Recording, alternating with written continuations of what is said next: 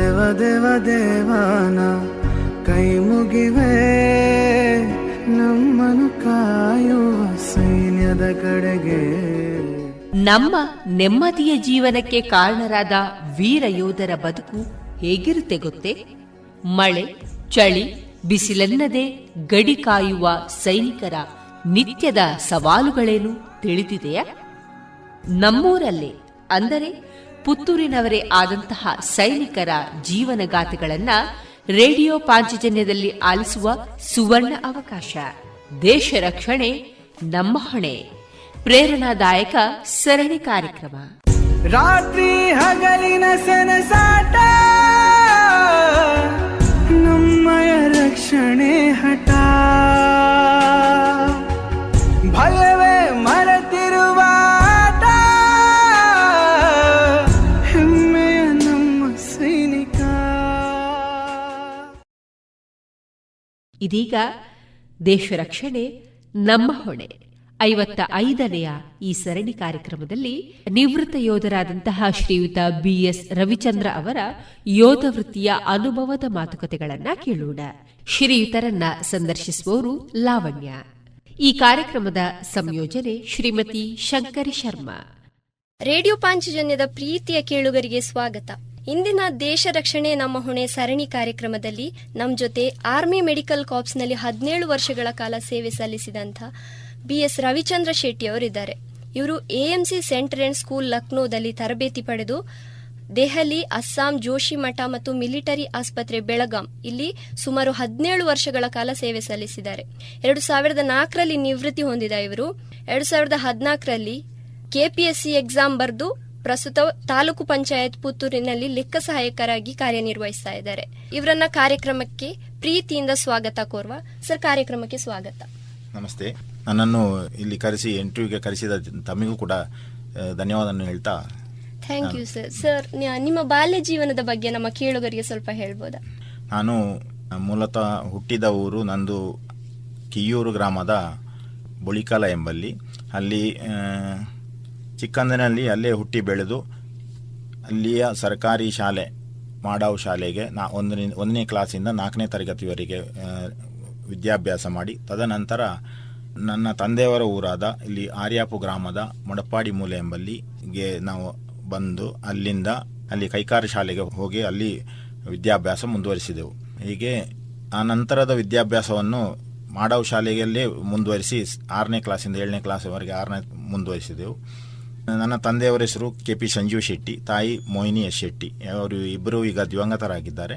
ಹಾಗೂ ನನಗೆ 2 ಅಕ್ಕಂದಿರು, ಒಬ್ಬ ತಮ್ಮ, ಒಟ್ಟು ನಾವು 4 ಜನ. ಹೀಗೆ ನಮ್ಮ ಬಾಲ್ಯದ ಒಳ್ಳೆಯ ಇದರಲ್ಲಿ ಒಟ್ಟಿಗೆ ಬೆಳೀತಾ ಇದ್ದೆವು. ನಾವು ಸ್ವಲ್ಪ ಬಡ ಕುಟುಂಬದವರು, ಬಡ ಅಂದರೆ ಮಧ್ಯಮ ವರ್ಗದ ಕುಟುಂಬದವರು. ನನ್ನ ತಂದೆಯವರು ಹಾರ್ಟಿಕಲ್ಚರ್ ಡಿಪಾರ್ಟ್ಮೆಂಟ್ ಅಲ್ಲಿ ವರ್ಕ್ ಮಾಡ್ತಾ ಇದ್ರು. ಆದ್ರೂ ಕೂಡ ಆ ಸಮಯದಲ್ಲಿ ಸಪೋರ್ಟ್ ಇತ್ತ ನಿಮಗೆ?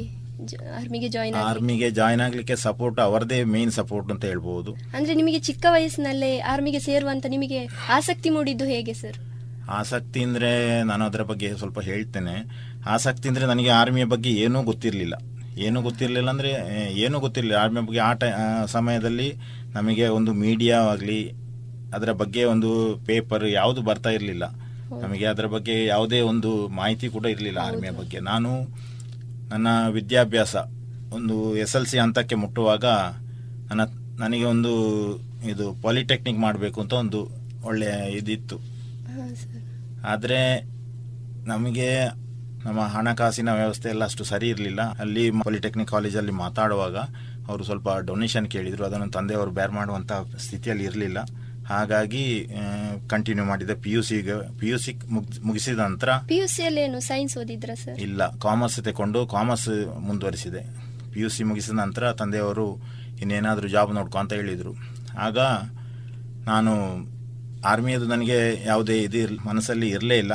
ನಾನು ನನ್ನ ಚಿಕ್ಕಪ್ಪನವರೊಬ್ಬರು ಬ್ಯಾಂಗ್ಳೂರಲ್ಲಿದ್ದರು. ಅಲ್ಲಿ ರಿಕ್ರೂಟ್ಮೆಂಟ್ ಸೆಂಟರ್ ಉಂಟು, ಅಲ್ಲಿಗೆ ಹೋಗಿ ನಾನು ದಿನ ಹೋಗೋದು, ಅಲ್ಲಿ ಗೇಟಲ್ಲಿ ನಿಂತು ಎಲ್ಲ ಆಗ್ತಾ ಇರುವ ಪ್ರೊಸೀಜರ್ ಎಲ್ಲ ನೋಡೋದು, ವಾಪಸ್ ಹೋಗೋದು, ಹೀಗೆ ಮಾಡ್ತಾ ಇದ್ದೆ. ಮತ್ತು ಅಲ್ಲಿಂದ ವಾಪಸ್ ಬಂದು ನಾನು ಒಂದು ಜಾಬಿಗೆ ಸೇರಿಕೊಂಡೆ. ಅಂದರೆ ಇಲ್ಲಿ ಮಣಿಪಾಲದಲ್ಲಿ ಕೆನರಾ ಸೆಕ್ಯೂರಿಟಿ ಪ್ರೆಸ್ ಅಂತ ಇದೆ, ಅಲ್ಲಿ ಇದು ಲಾಟ್ರಿಗಳೆಲ್ಲ ಪ್ರಿಂಟ್ PUC ಸೆಕೆಂಡ್ PUC ಆಗಿ ಆಗಿ ಅಂದರೆ ನಂತರ ಕಂಟಿನ್ಯೂ ಮಾಡಲಿಲ್ಲ, ಇದು ನಮ್ಮ ವಿದ್ಯಾಭ್ಯಾಸ ಕಂಟಿನ್ಯೂ ಮಾಡಲಿಲ್ಲ. ಅಲ್ಲಿಂದ ಇದಕ್ಕೆ ಕೆನರಾ ಸೆಕ್ಯೂರಿಟಿ ಪ್ರೆಸ್ ಮಣಿಪಾಲದಲ್ಲಿ ಇತ್ತು, ಅಲ್ಲಿ ವರ್ಕ್ ಮಾಡ್ತಾ ಇದ್ದೆ. ಎಷ್ಟು ವರ್ಷಗಳ ಕಾಲ ಅಲ್ಲಿ ವರ್ಕ್ ಮಾಡಿದ್ರಿ? ಅಲ್ಲೊಂದು 5-6 ತಿಂಗಳು ಅಷ್ಟಾಗುವಾಗ ಇಲ್ಲಿ ಕದ್ರಿಯಲ್ಲಿ ರಿಕ್ರೂಟ್ಮೆಂಟ್ ಇದೆ ಅಂತ ನನ್ನ ತಂದೆಯವರು ತಿಳಿದುಕೊಂಡು ನನಗೆ ಹೇಳಿದರು. ಆಗ ಫೋನ್ ಕೂಡ ಇರಲಿಲ್ಲ, ಎಂಥದ್ದು ಇರಲಿಲ್ಲ.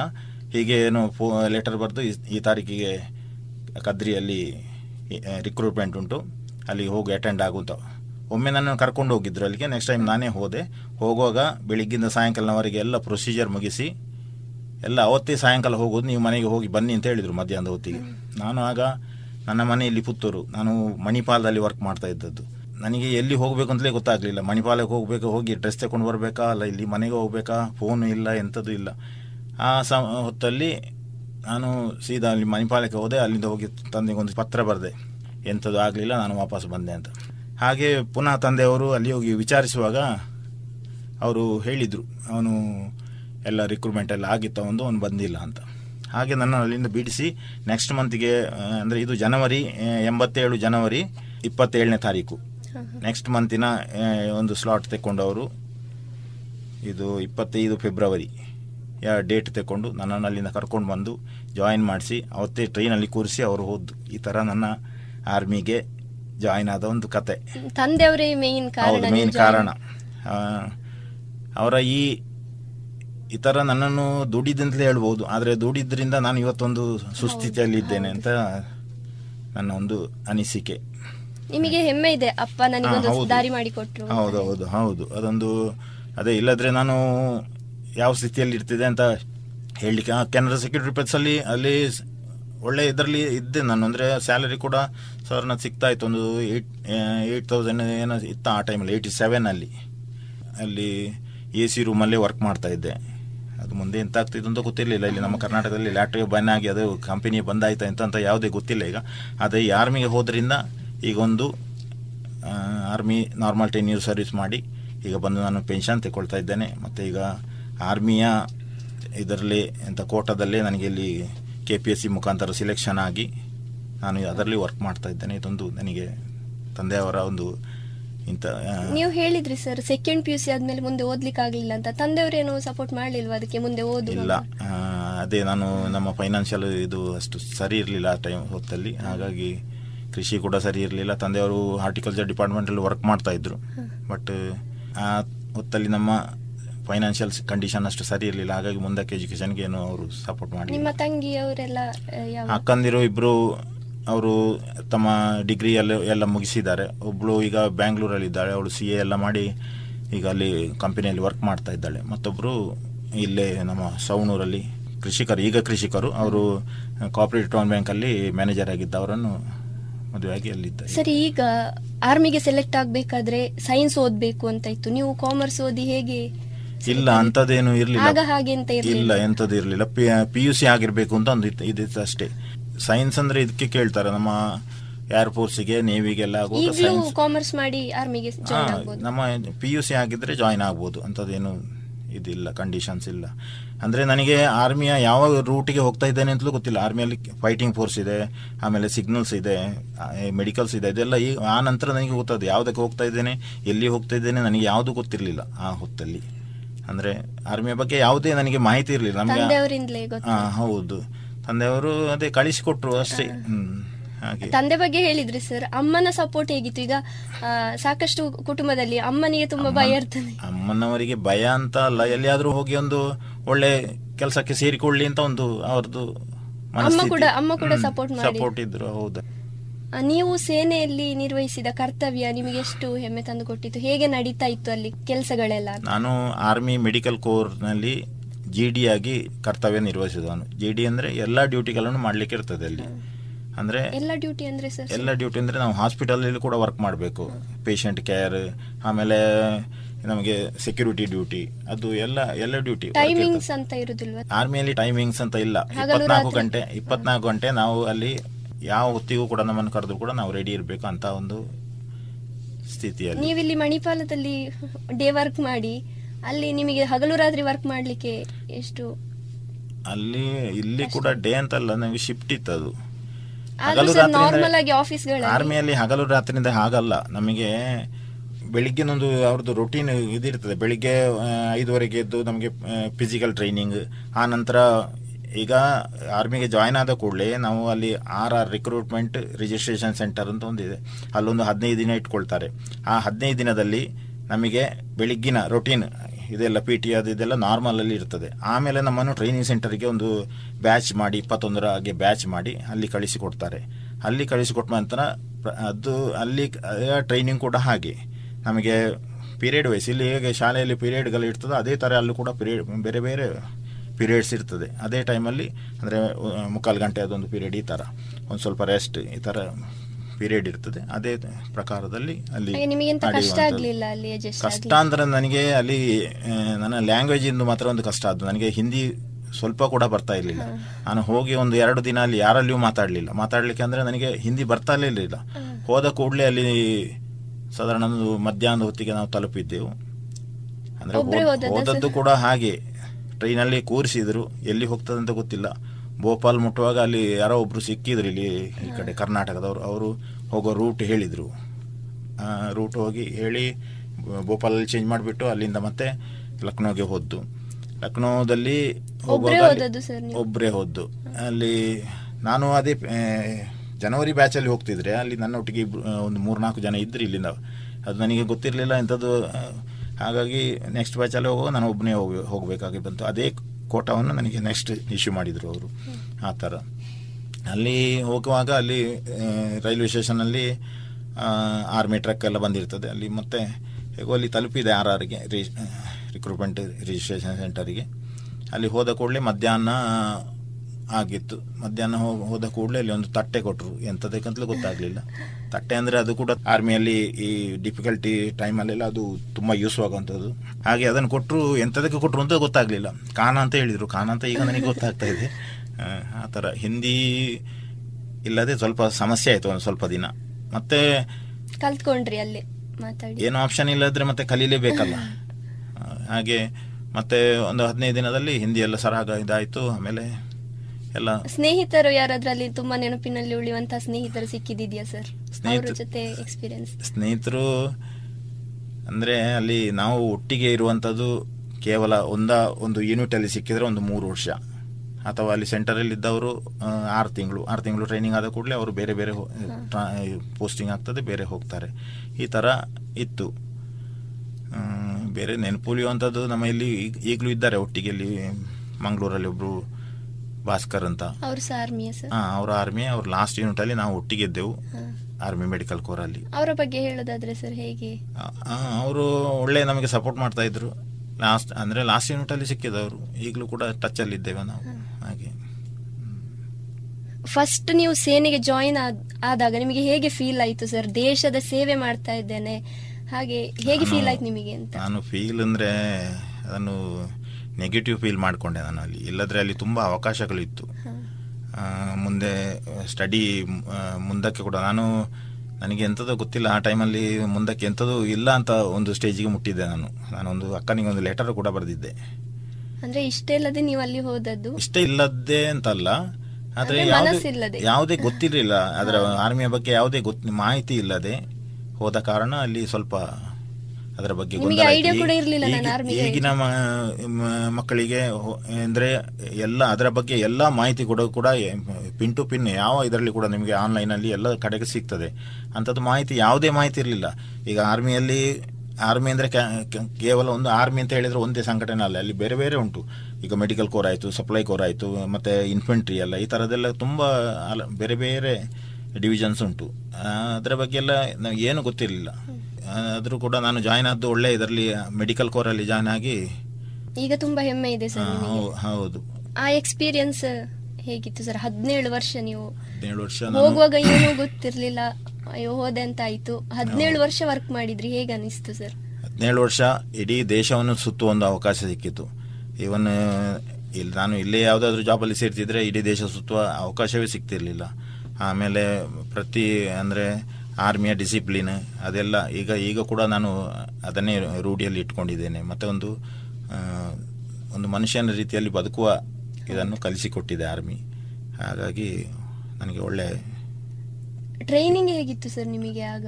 ಟ್ರೈನಿಂಗ್ ತುಂಬ ಹಾರ್ಡ್ ಇರ್ತದೆ, ತುಂಬ ಟಫ್ ಇರ್ತದೆ. 6 ತಿಂಗಳ ಟ್ರೈನಿಂಗ್ ಮುಗಿಸುವಾಗ ಸಾಧಾರಣ ಅವರು ಅದಕ್ಕೇನಾದ್ರೂ ಫೀಸ್ ಎಂಥದಿಲ್ಲ. ನಾವು ಜಾಯಿನ್ ಆದ ಕೂಡಲೇ ನಮಗೆ ಸ್ಯಾಲರಿ ಅಂತ ಸ್ಟಾರ್ಟ್ ಮಾಡ್ತಾರೆ. ಫಸ್ಟಿಗೆ ರಿಕ್ರೂಟ್ ಸ್ಯಾಲರಿ ಇರ್ತದೆ, ಆನಂತರ ನಮ್ಮದು ಬೇಸಿಕ್ ಟ್ರೈನಿಂಗ್, ಆನಂತರ ಟೆಕ್ನಿಕಲ್ ಟ್ರೈನಿಂಗ್ ಆದ ನಂತರ ನಮಗೆ ಇದರದ್ದು ಕಸಮ್ ಪ್ರೇಡ್ ಅಂತ ಮಾಡ್ತಾರೆ. ಕಸಮ್ ಪ್ರೇಡ್ ಅಂದರೆ ಓತ್ ಟೇಕಿಂಗ್. ಅದಾದ ನಂತರ ನಮಗೆ ಪರ್ಮನೆಂಟ್ ಸ್ಯಾಲರಿ ಸ್ಟಾರ್ಟ್. ಟ್ರೈನಿಂಗ್ ಹೇಗಿತ್ತು ಅದ್ರ ಬಗ್ಗೆ ಸ್ವಲ್ಪ ಹೇಳಿ. ಅಂದ್ರೆ ಬೆಳಿಗ್ಗೆ ಸಂಜೆ ತನಕ ಯಾವ ರೀತಿ ಟ್ರೈನಿಂಗ್ ನಡೀತಾ ಇತ್ತು ಅಂತ? ಟ್ರೈನಿಂಗ್ ಟೈಮಲ್ಲಿ ತುಂಬ ಬ್ಯುಸಿಯಾಗಿರ್ತಾರೆ ನಮ್ಮನ್ನು. ಒಂದು ಸ್ವಲ್ಪ ಕೂಡ ಆಲೋಚನೆ ಮಾಡಲಿಕ್ಕೆ ಸಮಯ ಇರುವುದಿಲ್ಲ. ಬೆಳಿಗ್ಗೆಯಿಂದ ಸಾಧಾರಣ ಒಂದು ರಾತ್ರಿ 10 ಗಂಟೆವರೆಗೂ ಕೂಡ. ಬೆಳಿಗ್ಗೆ ಅಂದರೆ ಒಂದು 4:15 ಸ್ಟಾರ್ಟ್ ಆಗ್ತದೆ. 3:30-4 ಗಂಟೆಗೆ ಹೇಳ್ತೇವೆ ನಾವು. ಎದ್ದು ನಮ್ಮ ದಿನಚರಿಯನ್ನು ಮುಗಿಸಿ ನಂತರ ನಮಗೊಂದು ಏರಿಯಾ ಎಲ್ಲ ಕೊಟ್ಟಿರ್ತಾರೆ, ಆ ಏರಿಯಾವನ್ನು ಕ್ಲೀನ್ ಮಾಡುವಂಥದ್ದು. ಆನಂತರ 5:15ಗೆ PT ಅಟೆಂಡ್ ಆಗೋದು. PT ಮುಗಿಸಿ ಬಂದ ಕೂಡಲೇ ಅಲ್ಲಿ ಕೂಡ ಟೈಮ್ ಇಲ್ಲ ತುಂಬ. ಬ್ರೇಕ್ಫಾಸ್ಟ್ ಎಲ್ಲ ಮುಗಿಸಿ ಪುನಃ ಡ್ರೆಸ್ ಎಲ್ಲ ಹಾಕಿಕೊಂಡು ನಮ್ಮ ಇದಕ್ಕೆ ಮಾರ್ಚ್ ಪಾಸ್ ಪೀರಿಯಡ್ಗೆಲ್ಲ ರೆಡಿ ಆಗಬೇಕು. ಆಮೇಲೆ ಅದರಲ್ಲಿ ಕೂಡ ಮಧ್ಯದಲ್ಲಿ ಫಿಸಿಕಲ್ ಟ್ರೈನಿಂಗ್ ಇದು ಇನ್ನೂ ಇರ್ತಿತ್ತು. ಅದು ತುಂಬ ಟಫ್ ಅಂದರೆ ಈಗ ಅಂತೂ ಅದನ್ನು ನಾವು ಅಂದರೆ ಅಷ್ಟು ಗಟ್ಟಿ ಮಾಡಲಿಕ್ಕೆ ಬೇಕು. 6 ತಿಂಗಳಲ್ಲಿ ಒಬ್ಬ ಸಾಧಾರಣ ಮನುಷ್ಯನನ್ನು ಸರಿಯಾದ ಒಂದು ವೇಗೆ ತರಲಿಕ್ಕೆ ಬೇಕಾಗಿ ಅವರು ಆ ಥರದ ಟ್ರೈನಿಂಗ್ ಕೊಡ್ತಾರೆ. ಆನಂತರ ವೆಪನ್ ಟ್ರೈನಿಂಗ್ ಬೇರೆ ಬೇರೆ, ಅಂದರೆ ನಾನು ಹೇಳಿದೆಲ್ಲ ಅದೊಂದು 45 ನಿಮಿಷದ ಪೀರಿಯಡ್ ಈ ಥರ ನಡೀತಾ ಇರ್ತದೆ ಅಂತ. ಅದೇ ಥರ ಒಳ್ಳೆ ಟ್ರೈನಿಂಗಲ್ಲಿ ಒಳ್ಳೆ, ಅಂದರೆ ನಾನು ಅಲ್ಲಿ ಯಾವುದರಲ್ಲಿ ಕೂಡ ಹಿಂದೆ ಬೀಳ್ತಿರಲಿಲ್ಲ. ಅಲ್ಲಿ ಕೆಲವು ಅಂದರೆ ನಮಗೆ ಅಲ್ಲಿ ಕೆಲವರಿಂದಾಗಿ ನಾವು 21ರ ಬ್ಯಾಚ್ ಅಂತ ಹೇಳಿದೆಲ್ಲ, ಅದರಲ್ಲಿ ಕೆಲವರು ಯಾರಾದರೂ ಒಬ್ಬರು ತಪ್ಪು ಮಾಡಿದರೆ ನಮಗೆ ಎಲ್ರಿಗೂ ಪನಿಷ್ಮೆಂಟ್ ಸಿಗ್ತಾ ಇತ್ತು. ಅದೊಂದು ಸ್ವಲ್ಪ ಅದು ನಮ್ಮ ಕಡೆಯವರು, ಈ ಕಡೆ ನಮ್ಮ ದಕ್ಷಿಣ ಕನ್ನಡದವರು ಯಾರು, ದಕ್ಷಿಣ ಕನ್ನಡ ಅಂದರೆ ದಕ್ಷಿಣ ಭಾರತದವರು ಯಾರು ಅಂತ ತಪ್ಪು ಮಾಡೋದಿಲ್ಲ. ನಾರ್ತ್ ಭಾರತದಲ್ಲೆಲ್ಲ, ಉತ್ತರ ಭಾರತದಲ್ಲೆಲ್ಲ ಒಂದು ಸ್ವಲ್ಪ ಅವರು ಅಂತ ಇದು ಇರ್ತದೆ, ಅವರಿಗೆ ಮಿಲಿಟರಿ ಬಗ್ಗೆ ಗೊತ್ತಿರ್ತದೆ. ಮತ್ತು ಅವರು ಏನಾದರೂ ಈ ಥರ ಪಿಕ್ಲಾಟ ಮಾಡಿ ಎಲ್ರಿಗೂ ಪನಿಷ್ಮೆಂಟ್ ಸಿಗುವ ಹಾಗೆ ಮಾಡ್ತಾಯಿದ್ರು ಈ ಥರ. ಸರ್, ನೀವು ಫಸ್ಟ್ ಜಾಯ್ನ್ ಆಗುವಾಗ ಫುಡ್ ಅಂದ್ರೆ ನಮ್ಮ ದಕ್ಷಿಣ ಕನ್ನಡದಲ್ಲಿ ಕುಚ್ಚಲಕ್ಕಿ, ಅದೇ ಅಲ್ಲಿ ಬೇರೆ ಬೇರೆ ಪ್ಲೇಸ್ಗೆ ಹೋಗುವಾಗ ಬೇರೆ ಬೇರೆ ಫುಡ್ಗಳು ನಿಮಗೆ ಅಡ್ಜಸ್ಟ್ ಆಗ್ಲಿಕ್ಕೆ ಸಾಧ್ಯ ಆಯ್ತಾ ಸರ್? ಫುಡ್ಡಿಗೆ ಫುಡ್ ಆದ್ರೆ ಅಡ್ಜಸ್ಟ್ ಆಯ್ತು. ನಾನು ಹೋದವತ್ತೇ ನನಗೆ ಅಲ್ಲಿ ಚಪಾತಿ ಕೊಟ್ಟು ಮೊಟ್ಟೆ ಹಾಕಿದ್ರು. ಮೊಟ್ಟೆ ಇತ್ತು ಅವತ್ತು. ಅಂದ್ರೆ ಒಬ್ಬರಿಗೆ ಅದು ಪರ್ ಡೇಗೆ 4 ಮೊಟ್ಟೆ ಹಾಗೆ ಕೊಡ್ತಾ ಇದ್ರು. ಮತ್ತೆ ವೀಕ್ಲಿ 4 ಡೇಸ್ ನಾನ್ ವೆಜ್ ಇರ್ತಿತ್ತು. ಹಾಗೆ ಫುಡ್ ಎಲ್ಲ ಏನು ನನಗೆ ಸಮಸ್ಯೆ ಆಗಲಿಲ್ಲ. ಸರ್, ಆಗಿನ ಟ್ರೈನಿಂಗ್ ಬಗ್ಗೆ ಹೇಳಿದ್ರಿ. ಆಗಿನ ಟ್ರೈನಿಂಗ್ ಕಂಪೇರ್ ಮಾಡಿದ್ರೆ ಈಗ ಹೇಗುಂಟು? ಈಗ ಅದಕ್ಕಿಂತ ಸ್ವಲ್ಪ ಟಫ್? ಈಗ ಟಫ್ ಅಲ್ಲ, ಎಲ್ಲ ಎಜುಕೇಟೆಡ್ ಇರೋದ್ರಿಂದ. ಮೊದಲು ಪನಿಷ್ಮೆಂಟ್ ಎಲ್ಲ ತುಂಬ ಇರ್ತಾ ಇತ್ತು ಅಂದರೆ ಮೊದಲು ಅನ್ಎಜುಕೇಟೆಡ್ ಅಂತ ಇರಲಿಲ್ಲ. ಒಂದು 10th ಆದವರೆಲ್ಲ ಅಲ್ಲಿ ಹೌದು, ಕಮ್ಮಿ ಅಲ್ಲ, ಜಾಸ್ತಿ ಇರ್ತಿತ್ತು. ಈಗ ಅಂದರೆ ಈಗ ಸ್ವಲ್ಪ ಎಲ್ಲ ಅಷ್ಟು ರಿಸ್ಟ್ರಿಕ್ಷನ್ ಎಲ್ಲ ಮಾಡೋದಿಲ್ಲ, ಅಂದರೆ ಸ್ವಲ್ಪ ಫ್ರೀಯಾಗಿ ಇರ್ತಾರೆ.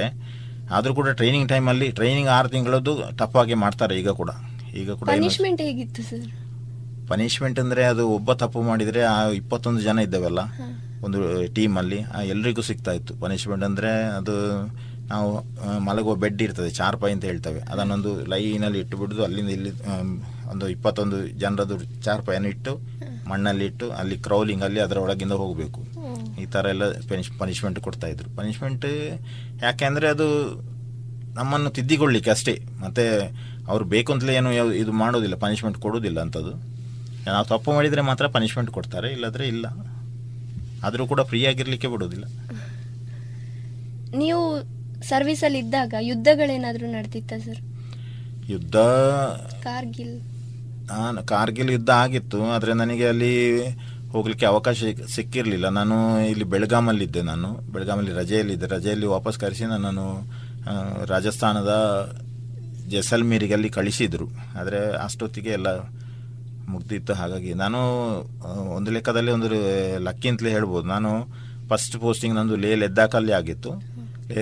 ಲದ್ದಾಖಲ್ಲಿ ಅಲ್ಲಿಂದ ನನ್ನ ಟೆನ್ಯೂರ್ ಮುಗಿಯೋ ಹೊತ್ತಿಗೆ ಅಲ್ಲಿ ಸ್ವಲ್ಪ ಮಿಲಿಟೆಂಟ್ ಆ್ಯಕ್ಟಿವಿಟಿ ಎಲ್ಲ ಸ್ವಲ್ಪ ಜಾಸ್ತಿ ಆಗಿತ್ತು. ನಾನು ಅಲ್ಲಿಂದ ವಾಪಸ್ ಬಂದು ಡೆಲ್ಲಿಯಲ್ಲಿದ್ದೆ. ಹಾಗಾಗಿ ಯಾವುದೇ ನನಗೆ ತೊಂದರೆ ಆಗಲಿಲ್ಲ.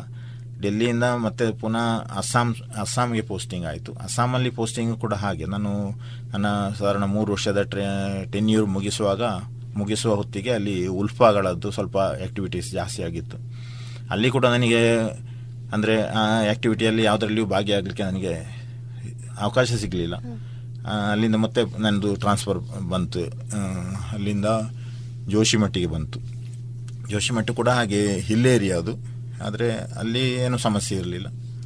ಸರ್, ಆರ್ಮಿಯಲ್ಲಿ ಇದ್ದದ್ದು ಅಂತ ಹೇಳಿದ್ರೆ ಮನೆಯವರಿಂದ ಸ್ವಲ್ಪ ಡಿಸ್ಟೆನ್ಸ್, ರಜೆ ಎಲ್ಲ ಸಿಗ್ತಾ ಇತ್ತಾ ಮನೆಗೆ ಹೋಗ್ಲಿಕ್ಕೆ? ಫೋನ್ ಕಾಲ್ಗಳೆಲ್ಲ ಮಾಡ್ಲಿಕ್ಕೆ ಆಗ್ತಾ ಇತ್ತಾ ಅಂತ? ಫೋನ್ ಕಾಲ್ ಅಲ್ಲಿ ನಮಗೆ STD ಬೂತ್ ಇರ್ತಿತ್ತು. STD ಬೂತಿಂದ ಅದು ಕೂಡ ಆ ಸಮಯದಲ್ಲಿ ಸರಿಯಾದ ಕಮ್ಯುನಿಕೇಷನ್ ಇರಲಿಲ್ಲ. ಪತ್ರ ಮುಖಾಂತರವೇ ಎಲ್ಲ ಕಮ್ಯುನಿಕೇಷನ್ ಆಗ್ತಾ ಇದ್ದದ್ದು. ಫೋನು ಯಾವಾಗಾದ್ರೂ ಒಮ್ಮೆ ಮಾಡಿದರೂ ಕೂಡ ಅದು ಸರಿ ಕೇಳಲಿಕ್ಕಿಲ್ಲ. ಸ್ಯಾಟಲೈಟ್ ಥ್ರೂ ಫೋನ್ ಬರ್ತಾ ಇತ್ತು. ನಾವಲ್ಲೀಗ ಲೇ ಅಂತ ಹೇಳಿದೆ, ಲೇ ಲದ್ದಾಖ್ ಅಲ್ಲಿ ಎಲ್ಲ ಫೋನ್ ಮಾಡಿದರೆ ಸ್ಯಾಟಲೈಟ್ ಥ್ರೂ, ಅದು ಇಲ್ಲಿ ಸರಿ ಕೇಳಲಿಕ್ಕಿಲ್ಲ ನಾವು ಮಾತಾಡಿದ್ದು. ಈ ಥರ ಎಲ್ಲ ಸರಿಯಾದ ಕಮ್ಯುನಿಕೇಷನ್ ಇರಲಿಲ್ಲ. ರಜೆ ನಮಗೆ ಅದೇ ವರ್ಷಕ್ಕೆ 3 ತಿಂಗಳು ರಜೆ ಇತ್ತು. 2 ತಿಂಗಳು ಒಮ್ಮೆಲೆ ಆ್ಯನ್ಯುವಲ್ ಲೀವ್ ಅಂತ ಒಮ್ಮೆಲೆ ಕೊಡ್ತಾಯಿದ್ರು. ಮತ್ತು 1 ತಿಂಗಳು CL ಹೇಗೆ ಅಂದರೆ ಒಮ್ಮೆಲೆ 1 ತಿಂಗಳು ಕೊಡೋದಿಲ್ಲ, ಅದು ಸ್ಪ್ಲಿಟ್ ಮಾಡಿ ಕೊಡೋದು. ಒಂದು 20 ದಿನ ಇಲ್ಲಾಂದರೆ 10 ದಿನ ಈ ಥರ. ಆ 10-20 ದಿನದಲ್ಲಿ ನಾವು ಹೋಗಿ ಬರುವುದೇ ನಮಗೆ ಹೋಗಿ ಬರುವುದು ತುಂಬ ಕಷ್ಟ ಆಗ್ತದೆ ಅಂತೇಳಿ ನೆನಪಂತೂ ಆಗ್ತಾ ಇತ್ತು. ಆದರೆ ಬಂದ ನಂತರ ಇಲ್ಲಿ ನಮಗೆ ಅಲ್ಲಿ ಇರುವಾಗ ಏನು ಸಮಸ್ಯೆ ಆಗ್ತಿರ್ಲಿಲ್ಲ. ಬಂದ ನಂತರ ಇಲ್ಲಿಂದ ವಾಪಸ್ ಹೋಗುವಾಗ ನಮಗೆ ತುಂಬ ಬೇಸರ ಆಗ್ತಾ ಇತ್ತು. ಹೋಗಬೇಕಲ್ಲ, ಅಷ್ಟು ಹೋಗೋದು ಬರೋದೇ ಆ ಸಮಯದಲ್ಲಿ ನಮಗೆ ಇಲ್ಲಿಂದ ಡೆಲ್ಲಿಗೆ ಹೋಗಬೇಕಾದ್ರೆ 3 ದಿನ ಟ್ರೈನಲ್ಲಿ ಹಿಡಿತಾ ಇತ್ತು. ಈಗ ಇಲ್ಲಿ ಕೊಂಕಣ್ ರೈಲ್ವೆ ಆಗಿ ತುಂಬ ಶಾರ್ಟ್ ಆಗಿದೆ. ಹಾಗೆ ಸರ್, ನೀವು ಅಂದ್ರೆ ಮದುವೆ ಆದದ್ದು ಆರ್ಮಿಗೆ ಜಾಯಿನ್ ಆದ್ಮೇಲೆನಾ? ಹೌದು. ವೈಫಿದು ಸಪೋರ್ಟ್ ಹೇಗಿತ್ತು ಅಂತ? ಆರ್ಮಿಗೆ ಜಾಯಿನ್ ಆದ್ದು ನಾನು 87 ಅಲ್ಲಿ. ನಂದು ಮದುವೆ ಆದ್ದು 2000 ಅಲ್ಲಿ. ಅಂದರೆ ನಾನು ಸಾಧಾರಣ ಒಂದು 4 ವರ್ಷ ಸರ್ವಿಸ್ ಬಾಕಿ ಇತ್ತು. ಮದುವೆ ಹೊತ್ತಲ್ಲಿ ನಾನು ಜೋಶಿಮಠಲ್ಲಿದ್ದೆ. ಜೋಶಿಮಠ ಹಿಲ್ ಏರಿಯಾ, ಅಲ್ಲಿ ಯಾವುದೇ ಫ್ಯಾಮಿಲಿ ಅಕಾಮಿಡೇಷನಲ್ಲೇ ಇರಲಿಲ್ಲ. ಹಾಗಾಗಿ ಅಲ್ಲಿ ಕರ್ಕೊಂಡು ಹೋಗಲಿಲ್ಲ. ಆನಂತರ ನನಗೆ ಇಲ್ಲಿಗೆ ಬೆಳಗಾಮಿಗೆ ಟ್ರಾನ್ಸ್ಫರ್ ಆಯಿತು. ಬೆಳಗಾಮಿಗೆ ಅಲ್ಲಿ ಫ್ಯಾಮಿಲಿ ನನ್ನ ಜೊತೆಗಿದ್ಲು. ಅವರ ಬಗ್ಗೆ ಸ್ವಲ್ಪ ಹೇಳಿ ಸರ್. ಅವಳು ಗೃಹಿಣಿ. ಬೆಳಗಾಮಲ್ಲಿ ಬಂದಿರುವಾಗ, ಅಲ್ಲಿ ಜೋಶಿಮಠಿಯಲ್ಲಿರುವಾಗ ಅಲ್ಲಿಂದ ಒಂದು 6 ತಿಂಗಳೇನೋ ಬರ್ತೇನೆ ಅಂತ ಹೇಳ್ತಾ ಇದ್ಲು. ಆದರೆ ಅಲ್ಲಿ ಕರ್ಕೊಂಡು ಹೋಗುವ ಸ್ಥಿತಿಯಲ್ಲಿ ಇರಲಿಲ್ಲ. ಫೋನ್ ಎಲ್ಲ ಮಾಡ್ತಾ ಇದ್ದೆ ಅಷ್ಟೇ. ಮತ್ತೆ ಸಪೋರ್ಟ್ ಪರವಾಗಿಲ್ಲ, ಅದೇ ಹೋಗೋ ಬೇಸರ ಆಗ್ತಿತ್ತು. ಅದೆಲ್ಲರಿಗೂ ಆಗ್ತದಲ್ಲ. ಹೌದೌದು. ಸರ್, ನಿಮ್ಮ ಮಕ್ಕಳು ಏನು ಮಾಡ್ತಾ ಇದ್ದಾರೆ? ಮಕ್ಕಳು ದೊಡ್ಡವಳು ವೆಟರ್ನರಿ ಸೈನ್ಸ್ ಮಾಡ್ತಾ ಇದ್ದಾಳೆ. ಅವಳು ವಿವೇಕಾನಂದದಲ್ಲಿ 5th ಸ್ಟ್ಯಾಂಡರ್ಡ್ ವರೆಗೆ ಓದಿ ಆನಂತರ ಅಲ್ಲಿಂದ ನವೋದಯ ಎಕ್ಸಾಮ್ ಬರೆದು ನವೋದಯದಲ್ಲಿ PUC ಮುಗಿಸಿ ಈಗ ವೆಟರ್ನರಿ ಸೈನ್ಸ್ ಮಾಡ್ತಾ ಇದ್ದಾಳೆ ಬೆಂಗಳೂರಲ್ಲಿ. ಚಿಕ್ಕವಳು 9th ಸ್ಟ್ಯಾಂಡರ್ಡ್ ವಿವೇಕಾನಂದದಲ್ಲಿ ಕಲಿತಾ ಇದ್ದಾಳೆ. ಅವರನ್ನು ಆರ್ಮಿಗೆ ಜಾಯಿನ್ ಮಾಡೋ ಏನಾದರೂ ಪ್ಲಾನ್ ಇದೆಯಾ ಸರ್? ಪ್ಲ್ಯಾನ್ ಅನ್ನೋದು PUC ಆದ ಕೂಡಲೇ ಅವಳಿಗೆ ಮೆಡಿಕಲ್ಗೆ ಟ್ರೈ ಮಾಡಿದೆ ನಮ್ಮ AFMC ಪೂನಾದಲ್ಲಿ. ಅದು ಆರ್ಮಿ ಇದರಿಂದ ಆಗುವಂಥ ಟ್ರೈನಿಂಗ್ ತರಬೇತಿ. ಅದು ತುಂಬ ಕಷ್ಟ ಉಂಟು ಅಲ್ಲಿ ಸಿಗೋದು. ಆದರೂ ಅವಳಿಗೆ ಇಂಟ್ರೆಸ್ಟ್ ಕೂಡ ಇತ್ತು. NCC ಅಲ್ಲಿ ಕೂಡ ವರ್ಕ್ ಮಾಡ್ತಾ ಇದ್ಲು. ಹಾಗಾಗಿ ಅಲ್ಲಿ ಸಿಗದ ಕಾರಣ ಮತ್ತೆ ಈ ಫೀಲ್ಡಿಗೆ ಬಂದಳು ಅವಳು. ಮುಂದಕ್ಕೆ ವೆಟರ್ನರಿ ಸೈನ್ಸ್ ಮುಗಿಸಿ ವೆಟರ್ನರಿ ಡಿಪಾರ್ಟ್ಮೆಂಟಿಗೆ ಅಲ್ಲಿ ಆರ್ಮಿಗೆ ಹೋಗೋ ಅವಕಾಶ ಇದ್ದರೆ ಅವಳು ಹೋಗ್ಲಿಕ್ಕೆ ಕೂಡ ರೆಡಿ ಇದ್ದಾಳೆ ಅವಳು. ಸರ್, 2004ರಲ್ಲಿ ನೀವು ನಿವೃತ್ತಿ ಪಡೆದ್ರಿ. ಅದಾದ್ಮೇಲೆ 2014 ತನಕ ನಿಮ್ಮ ನಿವೃತ್ತಿ ಜೀವನ ಹೇಗಿತ್ತು ಸರ್? ಅಷ್ಟು ವರ್ಷ ನಾನು 2004ರಲ್ಲಿ ನಿವೃತ್ತಿ ಹೊಂದಿದ ನಂತರ ನಾನು ಯಾವುದೇ ಜಾಬಿಗೆ ಹೋಗೋದಿಲ್ಲ ಅಂತ ಒಂದು ಐಡಿಯಾ ಮಾಡಿದ್ದೆ. ಅಂದರೆ ಕೃಷಿಯನ್ನು ಸ್ವಲ್ಪ ಡೆವಲಪ್ ಮಾಡಿಕೊಂಡು ಮತ್ತು ಸೆಲ್ಫ್ ಎಂಪ್ಲಾಯ್ಮೆಂಟ್ ಮಾಡಿಕೊಂಡು ಏನಾದರೂ ಹಾಗೆ ಇರುವಂತ ಇದ್ದೆ. ಆದರೆ ಇಮಿಡಿಯೇಟ್ ನೆಕ್ಸ್ಟ್ ಇಯರ್ ನನಗೊಂದು ಆಕ್ಸಿಡೆಂಟ್ ಆಯಿತು. ಆಕ್ಸಿಡೆಂಟ್ ಆಗಿ ಕಾಲು ಬ್ರೇಕ್ ಆಗಿ ಅಲ್ಲಿರುವಾಗ ಏನಾಗಿರಲಿಲ್ಲ. ಇಲ್ಲಿ ಬಂದ ನಂತರ ಒಂದು ಹಾಗೆ ಮತ್ತೆ ಕೃಷಿ ಕೂಡ ಕಷ್ಟ ಅಂತ ಕಂಡಿತ್ತು. ಆನಂತರ ನಮ್ಮ ಮ್ಯಾಂಗ್ಳೂರಲ್ಲಿ ಪೋಲಿ ಕ್ಲಿನಿಕ್ ಇದೆ ನಮ್ಮದು, ಎಕ್ಸ್ ಸರ್ವಿಸ್ಮೆನ್ ಅವ್ರದ್ದು. ಅದರಲ್ಲಿ ಹೋಗಿ ಸೇರಿಕೊಂಡೆ. ಅಂದರೆ ಅದು ಕಾಂಟ್ರಾಕ್ಟ್ ಬೇಸಿಸಲ್ಲಿರುವಂಥ ಜಾಬ್. ಅದು ಸೆಂಟ್ರಲ್ ಗೌರ್ಮೆಂಟ್ ಇದು. ಅಲ್ಲಿ ಜಾಯ್ನ್ ಆದೆ. ಅಲ್ಲಿ ಜಾಯ್ನ್ ಆಗಿರುವಾಗ ನಾನು 2012ರಲ್ಲಿ KPSC ಎಕ್ಸಾಮ್ ಬರೆದೆ. ಈ ನಮ್ಮ RDPR ಇಲಾಖೆಗೆ ಲೆಕ್ಕ ಸಹಾಯಕರಾಗಿ ಇದು ಕರೆದಿದ್ದರು. ಅದಕ್ಕೆ ಜಾಯಿನ್ ಆದೆ. ಇದು ನಿಮಗೆ ಎಕ್ಸಾಮ್ ಮಾರ್ಗದರ್ಶನ ನೀಡಿದ್ದು ಯಾರು ಸರ್? KPSC ಎಕ್ಸಾಮ್ ಬರೀಬೇಕಾದ್ರೆ ಅದು ಆ ಹೊತ್ತಲ್ಲಿ ಎಲ್ಲ ಕಂಪ್ಯೂಟರ್ ಎಲ್ಲ ಬಂದಿತ್ತು, ಅದರಲ್ಲಿ ನಾವು ಸ್ವಲ್ಪ ಸರ್ಚ್ ಎಲ್ಲ ಮಾಡಿಕೊಂಡು ಈ ತರ ಎಲ್ಲ ಅಂದ್ರೆ ನಾನು 2014 ಪ್ರಿಪೇರ್ ಅಂದ್ರೆ ನಮಗೆ ಅಲ್ಲಿ ರಿಸರ್ವೇಶನ್ ಇದ್ದ ಕಾರಣ ನಮಗೆ ಕೆಲವು ಬುಕ್ಸ್ ಎಲ್ಲ ಸಿಕ್ಕಿತ್ತು, ಅದನ್ನೆಲ್ಲ ರೆಫರ್ ಮಾಡಿಕೊಂಡು ಎಕ್ಸಾಮ್ ಬರೆದು ನಾನು ಅದನ್ನು ಮರ್ತೇ ಬಿಟ್ಟಿದ್ದೆ. ಏನಾಯ್ತೋ ಗೊತ್ತಿಲ್ಲ, ನನಗೆ ರಿಸಲ್ಟ್ ಬರಲಿಲ್ಲ, ಎಂಥದ್ದು ಇಲ್ಲ. 2014ಕ್ಕೆ ನನಗೆ ಇಂಟರ್ವ್ಯೂ ಲೆಟರ್ ಬರುವಾಗಲೇ ನನಗೆ ಯಾವುದಕ್ಕೆ ಬರೆದಿದ್ದೇನೆ ಆ ಕ್ಷಣ ನನಗೆ ಒಂದು ಅದೇ ಇದು ಎಲ್ಲಿಂದ ಬಂತಪ್ಪ ಅಂತ ನನಗೆ ಮತ್ತೆ ನೆನಪು ಮಾಡೋಗ್ಲಿ. ಅಂದರೆ ಈ ಆರ್ಮಿಯವರಿಗೆ ಏನಾಗುತ್ತೆ ಅಂದರೆ ಈ ಎಲ್ಲೆಲ್ಲೋ ಇದು ಮಾಡಿ ಜಾಬ್ ಎಲ್ಲ ಮಾಡಿ ಈ ಚಳಿ ಪ್ರದೇಶದಲ್ಲಿ ಎಲ್ಲೋ ಮಾಡಿ ಸ್ವಲ್ಪ ಮೈಂಡ್ ವೀಕ್ ಆಗುತ್ತೆ, ಸ್ವಲ್ಪ ನೆನಪು ಉಳಿಯುವ ಶಕ್ತಿ ಸ್ವಲ್ಪ ಕಡಿಮೆ. ನನಗೂ ಹಾಗೆ ಅದೇ ಥರ ನಾನು ಮರ್ತು ಬಿಟ್ಟಿದ್ದೆ, ಅದನ್ನು ಬರ್ದದನ್ನೇ ಮರ್ತು ಬಿಟ್ಟಿದ್ದೆ.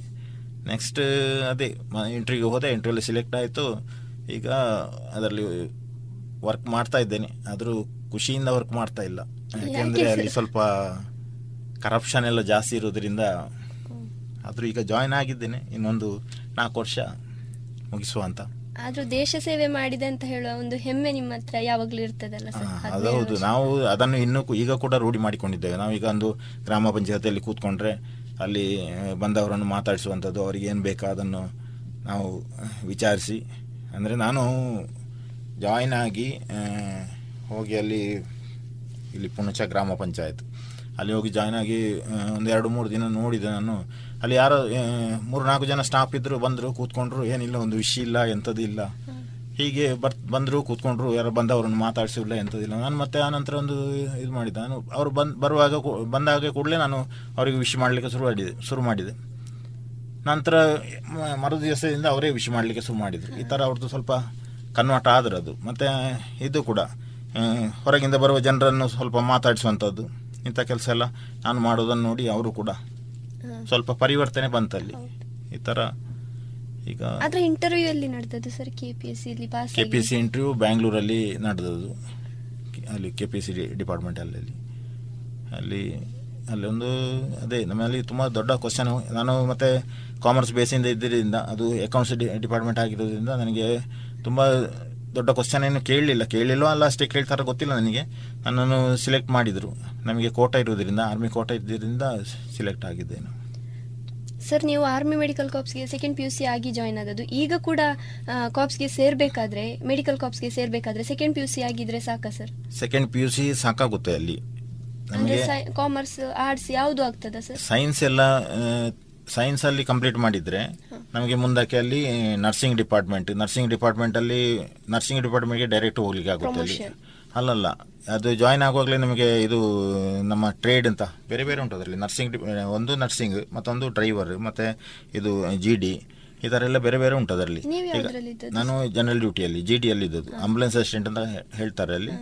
ಆದರೆ ಜನರಲ್ ಡ್ಯೂಟಿ, ಅದು ಎಲ್ಲ ಡ್ಯೂಟೀಸ್ ನರ್ಸಿಂಗಿದ್ದು ಡ್ಯೂಟಿ ಮಾಡಬೇಕಾಗುತ್ತೆ ಅಲ್ಲಿ. ನರ್ಸಿಂಗ್ ಅಸಿಸ್ಟೆಂಟ್ ಶಾರ್ಟೇಜ್ ಇರುವಾಗ ನಾವು ಅವ್ರದ್ದು ಡ್ಯೂಟಿ ಮಾಡಬೇಕಾಗುತ್ತೆ. ಎಲ್ಲ ಥರದ ಟ್ರೈನಿಂಗ್ ಸಿಗ್ತದೆ ಅಲ್ಲಿ.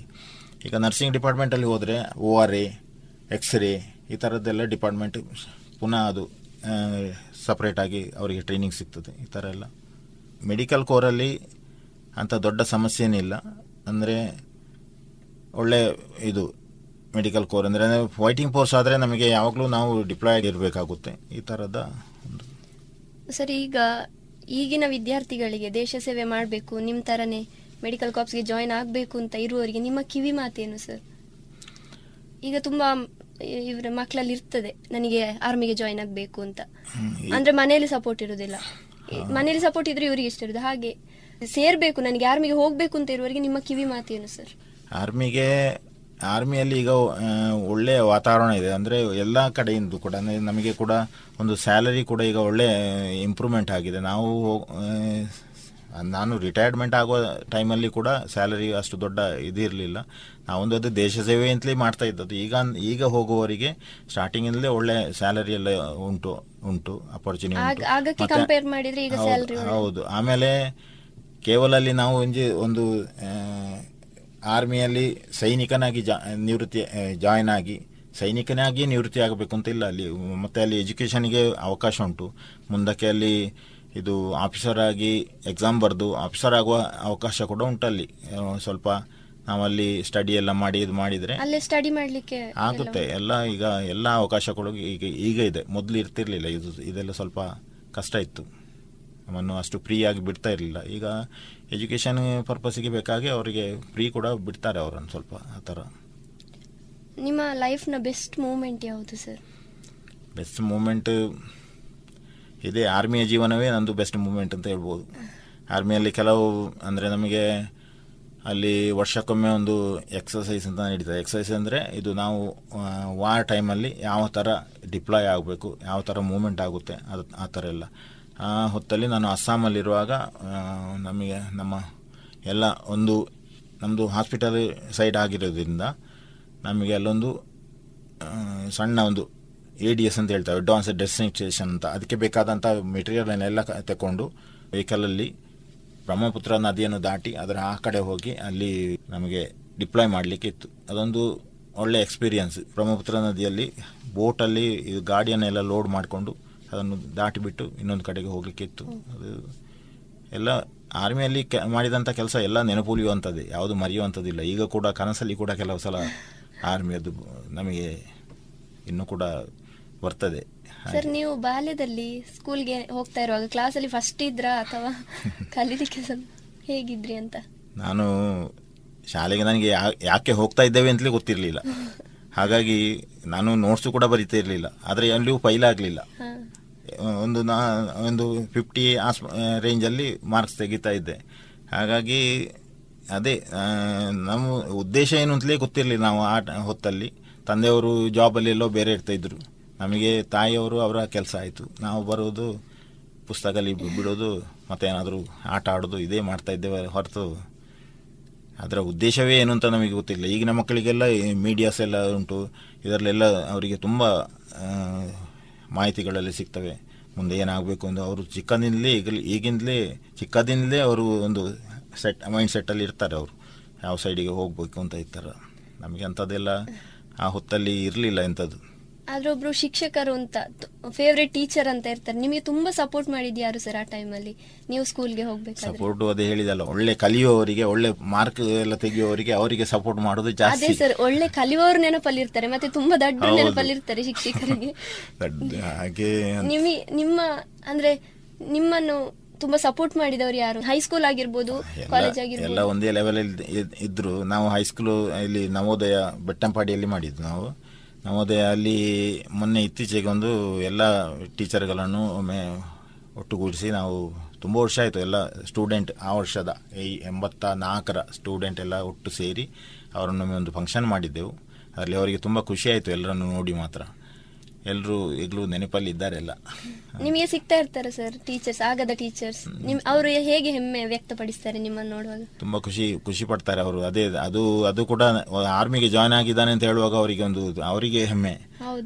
ಅವರಿಗೆ ನಮ್ಮ ಸ್ಟೂಡೆಂಟ್ ಒಬ್ಬ ಆರ್ಮಿಯಲ್ಲಿ ಇದು ಮುಗಿಸಿ ಬಂದಿದ್ದಾನೆ ಅಂತ ಅವರಿಗೆ ಕೂಡ ಒಳ್ಳೆ ಗೌರವ ತೋರಿಸ್ತಾರೆ. ಅವರು ಕೂಡ ಈಗಲೂ ಸಿಗ್ತಾ ಇರ್ತಾರೆ, ಕೆಲವು ಹೆಮ್ಮೆ ವ್ಯಕ್ತಪಡಿಸ್ತಾರೆ. ಹೌದೌದು. ಇನ್ನು ನಮ್ಮ ಕೇಳುಗರಿಗೆ ಏನಾದರೂ ಹೇಳಲಿಕ್ಕಿದೆಯಾ ಸರ್ ನೀವು? ಈಗೊಂದು ಅಗ್ನಿಪಥ್ ಅಂತ ಸ್ಟಾರ್ಟ್ ಮಾಡಿದ್ದಾರೆ. ಹೌದು. ಅಗ್ನಿಪಥ್ ಒಳ್ಳೆಯ ಯೋಜನೆ. ಇದನ್ನು ಮುಂದಕ್ಕೆ ಈ ನಮ್ಮ ಸರ್ಕಾರಿ ಕೆಲಸಕ್ಕೆ ಜಾಯ್ನ್ ಆಗುವ ಅಪಾಯಿಂಟ್ಮೆಂಟ್ ತಗೊಳ್ಳುವಾಗ ಆಲ್ಮೋಸ್ಟ್ ಅಗ್ನಿಪಥ್ ಕಂಪ್ಲೀಟ್ ಆದವರಿಗೆ ಜಾಸ್ತಿ ಪ್ರಿಫರೆನ್ಸ್ ಕೊಡಬೇಕು ಅಂತ ನನ್ನದೊಂದು ಅನಿಸಿಕೆ. ಯಾಕೆಂದರೆ ಅಲ್ಲಿ ಒಂದು ಶಿಸ್ತುಬದ್ಧ ತರಬೇತಿಯನ್ನು ಪಡೆದು ಬರ್ತಾರೆ. ಆ ಹೊತ್ತಲ್ಲಿ ಅವರಿಗೆ ಇಂಥ ಸರ್ಕಾರಿ ಜಾಬಲ್ಲಿ ಒಳ್ಳೆಯ ಅವಕಾಶ ಎಲ್ಲ ಕೊಟ್ಟರೆ ಇದು ಮುಂದಕ್ಕೆ ಆಗ್ತದೆ. ಇದು ಕೆಲವು ದೇಶದಲ್ಲಿ ಅದನ್ನು ಇಂಪ್ಲಿಮೆಂಟ್ ಮಾಡಿದ್ದಾರೆ ಈಗಾಗಲೇ.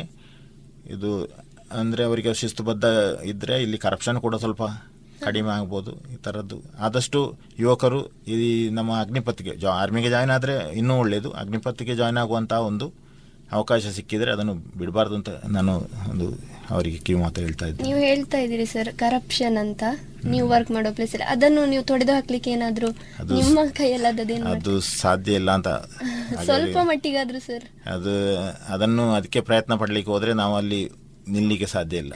ಅಂಥ ಸಿಚುವೇಶನ್ ಉಂಟಿಲ್ಲಿ. ಹಾಗಾಗಿ ನಾವು ಕರಪ್ಷನ್ನಿಗೆ ಸಪೋರ್ಟ್ ಅಂತೂ ಮಾಡೋದಿಲ್ಲ. ಸೊ ಕೇಳಿದ್ರಲ್ಲ ವೀಕ್ಷಕರೇ, BS ರವಿಚಂದ್ರ ಶೆಟ್ಟಿ ಅವರು ಇಷ್ಟೊತ್ತು ನಮ್ಮ ಜೊತೆ ಅವರ ಎಕ್ಸ್ಪೀರಿಯನ್ಸ್ ಅನ್ನ ಹಂಚಿಕೊಂಡ್ರು.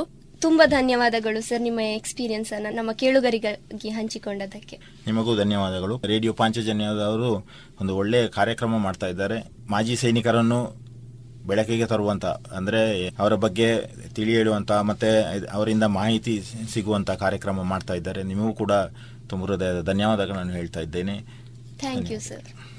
ಇದುವರೆಗೆ ದೇಶ ರಕ್ಷಣೆ ನಮ್ಮ ಹೊಣೆ 55ನೆಯ ಸರಣಿ ಕಾರ್ಯಕ್ರಮದಲ್ಲಿ ಶ್ರೀಯುತ BS ರವಿಚಂದ್ರ ಅವರ ಯೋಧ ವೃತ್ತಿಯ ಅನುಭವದ ಮಾತುಕತೆಗಳನ್ನ ಕೇಳಿದಿರಿ. ಇನ್ನು ಮುಂದಿನ ಗುರುವಾರದ ಸಂಚಿಕೆಯಲ್ಲಿ ಮತ್ತೊಬ್ಬ ಹೊಸ ನಿವೃತ್ತ ಯೋಧರ ಅನುಭವದ ಮಾತುಕತೆಯೊಂದಿಗೆ ಮತ್ತೆ ಭೇಟಿಯಾಗೋಣ.